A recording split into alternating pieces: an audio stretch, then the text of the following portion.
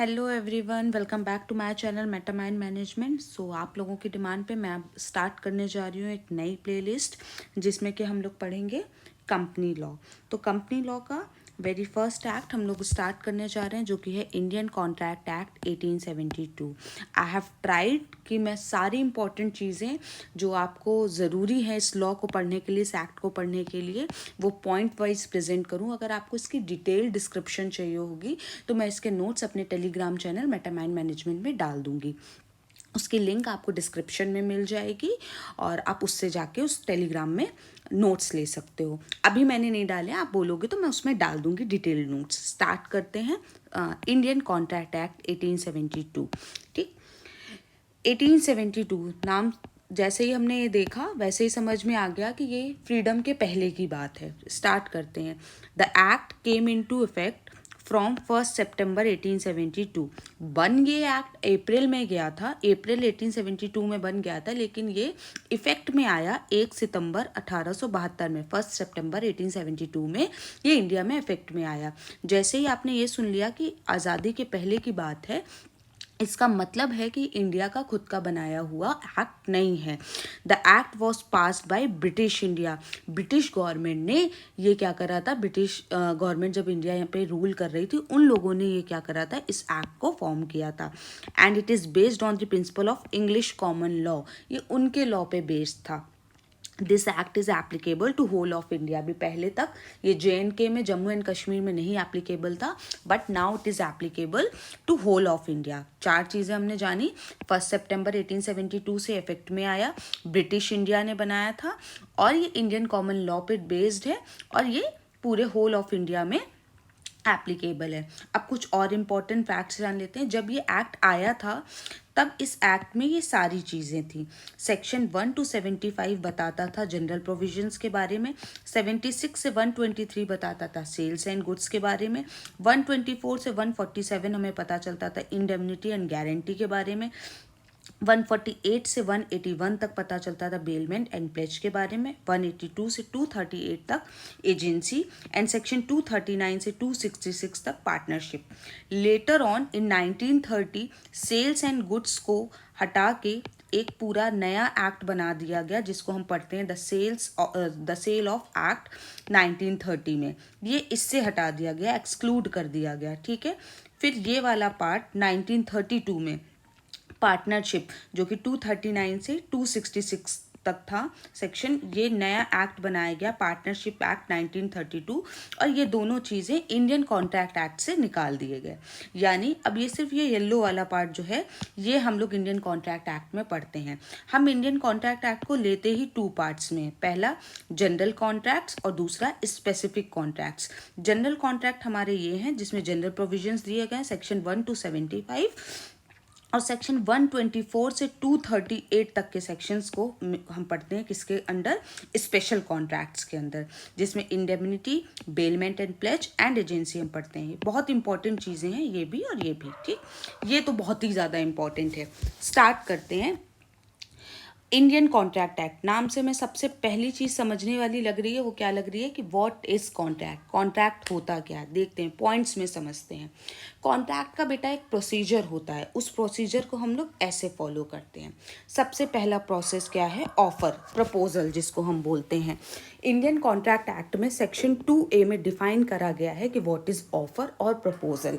जब कोई पर्सन सामने वाले पर्सन को कुछ प्रपोज करता है, कुछ ऑफर करता है, तो हम उसको क्या बोलते हैं, ऑफर बोलते हैं। अभी हम इन डेप्थ डेफिनेशन पढ़ेंगे, पहले हम मीनिंग समझते हैं कि होता क्या है। जैसे फॉर एग्जाम्पल मिस्टर ए कह रहे हैं मिस्टर बी से कि मैं अपना फ़ोन आपको 30,000 रुपीज़ में बेचना चाहता हूँ। ठीक, तो ये मिस्टर ए ने बी को क्या करा, ऑफर करा। ठीक, नाउ सेकेंड इज एक्सेप्टेंस और प्रॉमिस। एक्सेप्टेंस क्या होता है बेटा, जैसे मिस्टर ए ने ऑफर करा कि मैं आपके अपने फ़ोन को 30,000 में आपको बेचना चाहता हूँ। मिस्टर बी ने बोला कि ठीक है, मैं भी आपके फ़ोन को 30,000 रुपये में आपसे खरीद लूँगा। ठीक, जैसे ही once the offer is accepted, जैसे ही ऑफर को एक्सेप्ट कर लिया जाता है, इट बिकम्स अ प्रॉमिस। ठीक, ये एक एक्सेप्टेंस बन जाती है, हम इसको क्या बोल दें कि ये प्रॉमिस बन जाता है। ये सेक्शन 2B में डिफाइन है। Next is consideration. जैसे ही कोई ऑफर और एक्सेप्टेंस दोनों चीज़ें होती हैं, वहाँ पे कुछ ना कुछ कंसिड्रेशन होता है। कंसिड्रेशन मतलब क्या होता है? समथिंग इन रिटर्न, ठीक, कुछ बदले में। हर कोई, आप कुछ भी ऑफर कर रहे हो तो आप ज़रूर उसके बदले में कुछ ना कुछ चाह रहे होगे, एंड सामने वाली पार्टी की भी कुछ ना कुछ कंसिड्रेशन होगी। जैसे मैंने बोला, यहाँ पे दो पार्टीज हैं, ए और बी। ए कह रहा है बी से कि मैं 30,000 में आपको फ़ोन दे दूंगा। तो ए को क्या मिलेंगे? 30,000, और बी को क्या मिलेगा? फ़ोन, ठीक। तो ए की कंसिड्रेशन है 30,000 रुपये, और बी की कंसिड्रेशन क्या है कि उसको क्या मिलेगा? फ़ोन मिलेगा। तो there must be some consideration, कुछ ना कुछ कंसिड्रेशन ज़रूर होनी चाहिए। अगर ऐसा हो कि मैं बोल दूं कि जैसे मिस्टर ए बोल रहे हैं बी को कि मैं आपको अपना फ़ोन दे दूंगा, लेकिन उन्होंने ये नहीं बताया कि मैं 30,000 या किसी रुपए में भी दूंगा। उन्होंने बोला कि मैं आपको अपना फ़ोन दे दूंगा। तो ए के लिए तो कोई कंसिडरेशन नहीं है, बी के लिए तो ये कंसिडरेशन है कि ही और she will get the phone. A के लिए कोई कंसिडरेशन नहीं है, तो क्या होगा? ये एक एग्रीमेंट बनने से पहले ये क्या बन जाएगा? गिफ्ट बन जाएगा, ठीक। तो वहीं पे ही कैंसिल आउट हो जाएगा। जब ऑफर हुआ, उसके बाद एक्सेप्टेंस हुई, उसके बाद दोनों की कंसिडरेशन चेक करी गई, जब ये तीन चीज़ें बनी तब क्या बना? एग्रीमेंट बना। एग्रीमेंट क्या हुआ? Section 2E। बिना इन तीनों चीज़ों के एग्रीमेंट नहीं हो सकता। अंडर द सेक्शन 2E क्या डिफाइन करा गया? एग्रीमेंट डिफाइन करा गया। When there is an offer and that offer has been accepted by the another party with some consideration, it becomes agreement. वो क्या कहलाता है? एग्रीमेंट कहलाता है। तो अभी तक हमने ये स्टेज समझी कि दो लोग थे, मिस्टर ए और बी। ए ने बोला कि मैं आपको 30,000 में अपना फ़ोन बेचना चाहता हूँ। बी ने बोला ठीक है, मैं आपका फ़ोन 30,000 में ख़रीद लूँगा। दोनों की कंसिडरेशन फिक्स हो गई। ये क्या बन गया बेटा? ये एक एग्रीमेंट बन गया। Now coming to the next step, that is enforceable by law. जब ये एग्रीमेंट लॉ द्वारा इन्फोर्सिबल हो जाता है तो वो क्या बन जाता है? कॉन्ट्रैक्ट बन जाता है। अगर एग्रीमेंट लॉ द्वारा इन्फोर्सिबल नहीं होगा तो वो कॉन्ट्रैक्ट नहीं होगा, वो क्या बन जाएगा? वॉइड एग्रीमेंट बन जाएगा। कॉन्ट्रैक्ट बना तो कॉन्ट्रैक्ट किस सेक्शन में डिफाइन है? 2H में। और अगर वो इन्फोर्सिबल बाय लॉ नहीं हुआ तो वो वॉइड एग्रीमेंट हो जाएगा, जो कि डिफाइंड है क्या? 2G में। डेफिनेशन भी ऐसे ही बन जाएगा। When an agreement is enforceable by law, it becomes contract, and when an agreement is not enforceable by law, it becomes void agreement. ठीक है, अब इसको डिफाइन करते हैं। What is enforceability by law? Enforceability by law मतलब ये होता है कि जो भी आपने कमिटमेंट करी है, जो भी कंसिडरेशन है दोनों पार्टीज की, वो लॉफुल हो। फॉर एग्जाम्पल, जैसे कुछ सोशल एग्रीमेंट्स होते हैं, कुछ डोमेस्टिक एग्रीमेंट्स होते हैं, वो लॉ द्वारा इन्फोर्सेबल नहीं होते हैं। जैसे मैंने बोला कि मैं हूँ और मेरा ब्रदर है, ठीक, और मेरे ब्रदर ने मेरे से बोला कि अगर तुम कोई भी चीज़ है कि अगर तुम मेरे लिए ये सामान मार्केट से ले आओगी तो मैं तुम्हें 50 रुपीज़ दूंगा, और मैं जाके वो सामान मार्केट से ले आती हूँ and then my brother has denied कि वो 50 रुपये नहीं देगा। तो इसके लिए मैं उसके ऊपर केस नहीं कर सकती हूँ। ये क्यों? क्योंकि ये डोमेस्टिक एग्रीमेंट्स थे या डोमेस्टिक मैटर्स थे, इसमें कोई भी कॉन्ट्रैक्ट नहीं चलता है। जैसे इसका एक फेमस केस भी है जिसमें एक हस्बैंड ने, एक हस्बैंड वाइफ थे, वाइफ जो है जहाँ पे हस्बैंड की पोस्टिंग थी वहाँ पे वो शिफ्ट नहीं कर पाई, तो हस्बैंड ने बोला कि वो उसको पर मंथ कुछ रुपीस पे करेगा, जिससे वो अपनी महीने के खर्चा चला लेगी। लेकिन क्या होता है, कुछ समय बाद वो नहीं पे कर पाता है या नहीं पे करता है, तो उसके लिए उसकी वाइफ उस पर केस करती है। ये वहीं पे नल एंड वॉइड हो जाता है। क्यों? क्योंकि कोर्ट ने कहा कि ये आपका डोमेस्टिक मैटर था जिसमें आप लोगों ने एक दूसरे से बात करी थी, ये इन्फोर्सेबल बाय लॉ नहीं है। ठीक है, तो कोई भी सोशल, जैसे मैं सोशल में ये बोल दूं कि मैंने बोला कि किसी मंदिर में, या मैंने बोला कि कोई सोशल वो चल रही थी, कार्यक्रम चल रहा था, उसमें मैंने बोला कि मैं इतना रुपए डोनेट करूँगी और बाद में मैंने नहीं करा, तो ये भी इन्फोर्सेबल बाय लॉ नहीं है।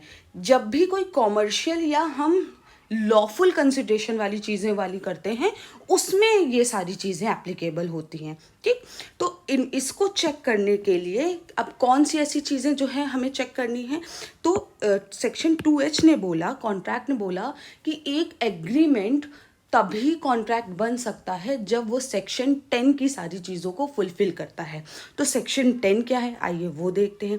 सेक्शन 10 के अंदर ये सारी चीज़ें हैं, देखते हैं क्या है। सबसे पहले agreement, there must be an agreement. बिना एग्रीमेंट के तो नहीं होगा। एग्रीमेंट क्या था, offer plus acceptance. There must be 2 parties, उनके बीच में एक ने ऑफर दिया हो और दूसरे ने उसको एक्सेप्ट किया हो तो ठीक है, हाँ भाई एग्रीमेंट तो हुआ था।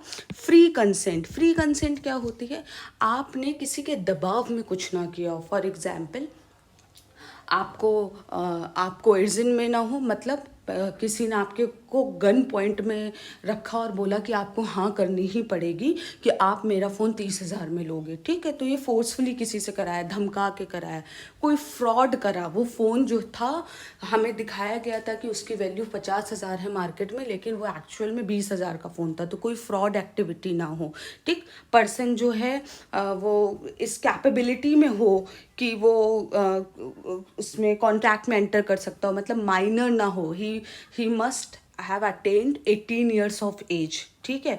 Person must be of sound mind, वो साउंड माइंड का होना चाहिए, पागल नहीं होना चाहिए, ठीक। तो ये सारी चीज़ें इसमें चेक करी जाती हैं। Next is competency of parties. Competency of parties में यही है कि 18 ईयर्स हो, अबव हो और माइनर ना हो। Lawful consideration, there must be a lawful consideration. कैसा लॉफुल कंसिड्रेशन, मतलब कैसा, जैसे फॉर एग्जाम्पल कि कोई एग्ज़ाम होता है और एग्ज़ाम का किसी पर्सन ने पेपर लीक करा दिया। अब उसने पेपर लीक करा दिया, उसने मिस्टर ए ने पेपर लीक कराया, उसने मिस्टर बी से बोला कि मैं आपको ये पेपर दे दूंगा, उसके बदले में आपको 50,000 रुपीज़ मुझे देने होंगे। मिस्टर बी ने एग्री करा इस चीज़ में कि ठीक है मैं आपको 50,000 रुपये दूंगा। फिर ए ने जैसे ही पेपर दिया, बी ने 50,000 रुपये देने से मना कर दिया। अब ए जो है बी पे केस नहीं कर सकता, क्यों, क्योंकि वो ऑलरेडी क्या कर रहा था, एक इलीगल वर्क कर रहा था। There was no lawful consideration, वहाँ पे कोई भी लॉफुल कंसिडरेशन नहीं थी जिसके बिहाफ पे वो उस पर क्या कर पाए, केस कर पाए, ठीक है। ये नहीं होगा। जैसे फॉर एग्जाम्पल दूसरा एग्जाम्पल मैं ले लेती हूँ। ए ने बी को बोला कि अगर तुम सामने वाली पार्टी का मर्डर कर देते हो तो मैं आपको 1 लाख रुपीज़ दे दूंगा। अब उसने मर्डर कर दिया, वो बोल रहा है कि हम तुम्हें पैसे नहीं देंगे, तो अब इस पर वो केस नहीं कर सकता, क्यों, क्योंकि इलीगल काम किया है, कोई लॉफुल कंसिडरेशन नहीं थी। तो consideration must be lawful. Legal object होना चाहिए, not expressly declare to be void. ऐसा काम होना चाहिए जिसको वॉइड डिक्लेयर ना किया गया हो, वैलिड ही हो, ठीक। ये तो सेक्शन 10 के अंदर की बात थी। अब जो सेक्शन 10 में नहीं है वो भी देख लेते हैं। 2 पार्टीज़ होंगी तभी एग्रीमेंट होगा। Intention to create legal relationship, legal formalities होनी चाहिए, सर्टेनिटी ऑफ मीनिंग होनी चाहिए, एंड पॉसिबिलिटी ऑफ परफॉर्मेंस, मतलब वो चीज़ को पॉसिबल हो परफॉर्म करने के लिए। आप किसी से कह दो कि आप 4 मंजिल से कूद जाओ और मैं आपको 10,000 रुपये दूंगा, तो पॉसिबल ही नहीं है परफॉर्म करना, ठीक है। तो ऐसी पॉसिबिलिटी होनी चाहिए कि उसको परफॉर्म किया जा सके। तो ये अगर ये सारी चीज़ें सेक्शन 10 के अंदर वाली चीज़ें सारी फुलफिल हो रही हैं तो एक एग्रीमेंट क्या होता है, इन्फोर्सेबल बाय लॉ होता है, और वो क्या बन जाता है, कॉन्ट्रैक्ट बन जाता है। फिर से मैं एक बार डिफाइन कर देती हूँ। ऑफर किस सेक्शन में आया, 2A में आया। फिर एक्सेप्टेंस और प्रॉमिस किस में आया, 2B में आया। इसको आप शॉर्ट ट्रिक से किसी भी तरह से इसको आप लर्न करें, लेकिन आपको इसके सेक्शन ज़रूर पता होने चाहिए। कुछ के सेक्शंस तो ज़रूरी ही पता होने चाहिए, ठीक है, तभी आप उसमें काम कर पाओगे। बिना सेक्शन के लॉ में आप काम नहीं कर सकते, ठीक। तो पहला स्टार्ट करते हैं, ऑफर। जो मैं रिपीट कर रही थी, ऑफर क्या होता है, when a person intend to offer something, तो वो क्या कहलाता है, ऑफर कहलाता है या प्रपोजल कहलाता है। फिर उसके बाद सेकंड क्या देखा हम लोगों ने, एक्सेप्टेंस देखी। व्हाट इज एक्सेप्टेंस, जब कोई ऑफर जो है एक्सेप्ट कर लिया जाता है तो हम उसको एक्सेप्टेंस बोलते हैं, या हम बोलते हैं कि वो प्रॉमिस बन गया, ठीक। थर्ड क्या है, कंसिडरेशन। कंसिडरेशन का मतलब मैंने बताया था, समथिंग इज इन रिटर्न, कुछ रिटर्न में एक्सपेक्टेशन, वो क्या कहलाती है आपका कहलाता है वो कंसिडरेशन कहलाता है। फिर एग्रीमेंट, ऑफर प्लस एक्सेप्टेंस आपकी क्या कहलाती है, एग्रीमेंट कहलाती है। इन्फोर्सेबल बाय लॉ मैंने बता दिया कि अगर ये चीज़ें लॉ द्वारा इन्फोर्सेबल होंगी तो वो क्या बन जाएगी, कॉन्ट्रैक्ट। और इन्फोर्सेबिलिटी चेक करने के लिए हमें देखना पड़ता है सेक्शन 10 की चीज़ें। अगर सेक्शन 10 की चीज़ें सारी फुलफिल हो रही हैं तो वो क्या बन जाएगा, कॉन्ट्रैक्ट बन जाएगा जो कि सेक्शन 2H में डिफाइंड है। अगर नहीं हो रही है तो वो क्या बन जाएगा, वॉइड एग्रीमेंट जो कि सेक्शन 2G में डिफाइंड है। आई होप आपको ये शॉर्ट वीडियो समझ में आया हो। अगर आपको ये समझ में आया तो आप बताइए, हम लोग इसी शॉर्ट ट्रिक से पूरे लॉ को समझने की कोशिश करते हैं। Till then, thank you, bye bye.